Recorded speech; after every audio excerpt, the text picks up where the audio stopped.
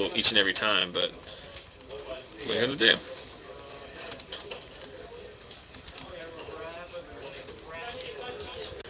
They're most likely not going to show people that are like 1 and whatever at this point. The only person I would like to show, regardless of how poorly they're doing, is Zach Bilianco, because it's... oh, goodness sakes. Because he's awesome. We've... oh, wait, stuff is happening already. These guys have fired right into it. So, welcome back. We're into round 4. Is that a main deck appetite for Brains? Good grief. He's copying me.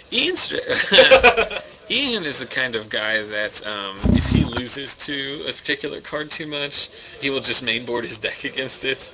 When I used to play red decks in Standard against him, his sideboard would be like 12 cards against red decks. And so like I just pray that I never get paired against him, because I just can't beat him.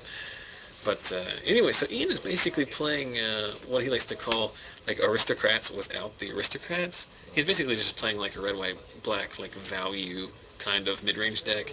It's a Cathedral Sanctifier. They used to, the Reanimator decks used to play this guy just as like a tempo play, because he gains 3 life, you can blink him, and then you can chump something out with him. It's like a perfectly fine card.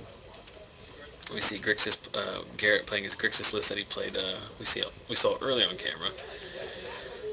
Playing with his hand up after the turn 1 appetite for Brams. Looks like Ian's on the Cathedral Sanctifier beatdown plan, although Ian is playing Restoration Angels here, so it's very likely that he's going to...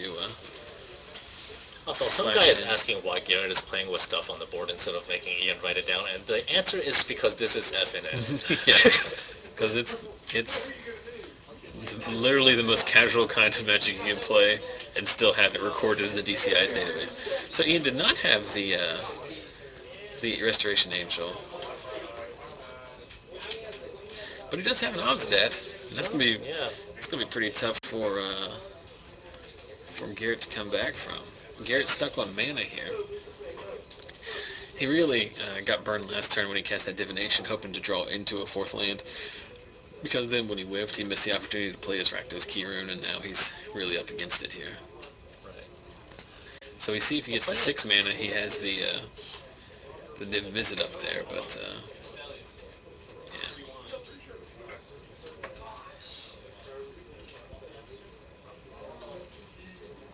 2 mana for, he's going to Dreadbore the Sanctifier.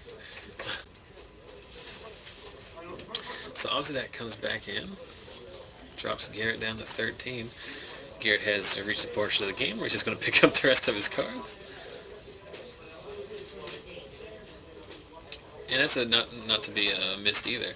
Ian has enough mana to act... Oh. Alright then, well... 11, yeah. I think Garrett just loses. Garrett is dead. Garrett is dead when Obsidat comes back in.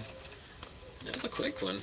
Thundermaw has a way of doing that. For mid-range versus control, that was really quick. Yeah.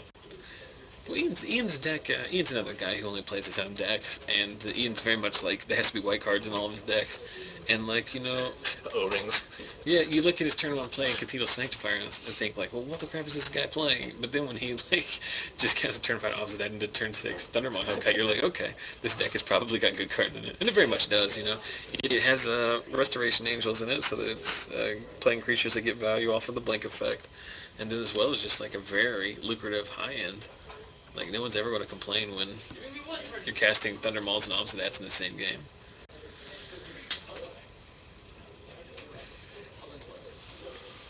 So moving to game 2 here, Garrett down a game. Both of these players are 2-1. We were talking about the top tables, and we have 2 undefeated pairings. We've got Troy King playing Bant aggro against Brandon Gibbs, who we just saw last round piloting Gruul aggro. This week he's playing Madcap Skills, which he had in weeks past, and that won him the game against, won him the match against Brett Rose playing Control. We've also got Justin Sayer, who we just saw win with his Junk Reanimator deck, up against Aaron Daly's Boros aggro deck, who we saw in round 1. They're just not just drawing in. I mean... Double drawing in? Yeah. I mean, you double draw in because, like, at this point, there's literally no one that's going to beat. I don't know. I think they're not double drawing in because which, I mean, Aaron just wants to play, probably, and then I don't think... Oh, we were doing 5 rounds tonight? Did we confirm that? Oh, did we? Well, these guys sideboard, and I'm going to go confirm that, because I would like to know. I guess 28 people would be I think we have to. close to 5 rounds, yeah.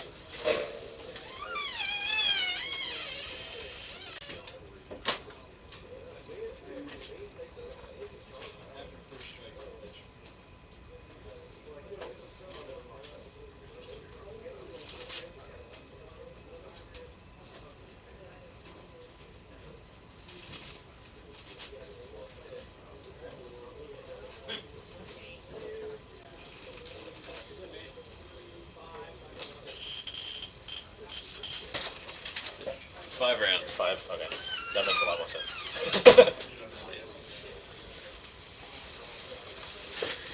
Oh my goodness, it's so cold. I feel like around my house we have a saying, it's called Nana's Blanket, because anytime either my wife or I uses a blanket while watching TV on the couch, we refer to them as being like a grandma. You had to get Nana's blanket. I wish I had Nana's blanket so bad right now.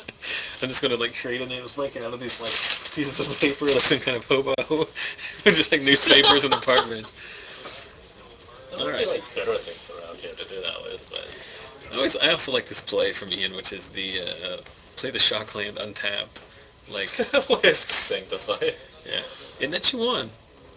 You do what you gotta do. It's interesting that the Sanctifiers are still in this deck. I would think you would take those out against Garrett. Thalia is very good. I'm not sure if Thalia is a main board card in this deck or not, but it's going to do a lot of work here. Seems like it would be. Unless Garrett can find a Dreadbore or a Mizium Mortars. Yeah. Appetite for Brains revealing. Niv Mizzet, Witchbane Rouse Eric, Orb. Witchbane Orb, but turned too late. Nicole Bolas, and is that a Divination in the back there? He's going to take Rouse Eric, which is probably the best answer at this point. And swing in for 3. And play another Sanctifier. I really don't understand why those are still in the deck. I'm going to Miracle Temporal Mastery, even through the Thalia attacks. I think Garrett's playing 3 or 4 of those Temporal Masteries. I've not seen that in a little while. He loves to play those. Yes. He's going to shock himself and play Witchbane Orb. Witchbane Orb costs 4, right? So Yeah. 5. Yeah. Why is he bringing in Witchbane Orb here? Searing Spears, Boar Storms? Does Obsidian target?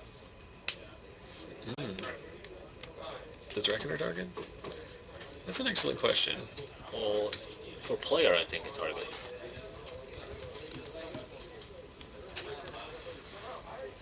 It's a little choppy in the stream, so I apologize for that. 2 cards beginning with Obsidian.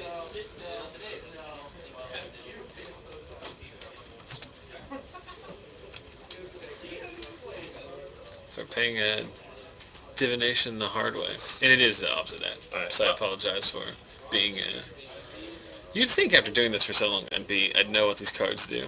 And in general, I do. You know generally what they do. It's always like the really fine details that occasionally gets messed So up. Garrett's still up against it here. 1, 2, 3, 4, 5, 6, 7. He's going to drop down to 3 here. And I think his sweeper in this spot is Mizium Mortars.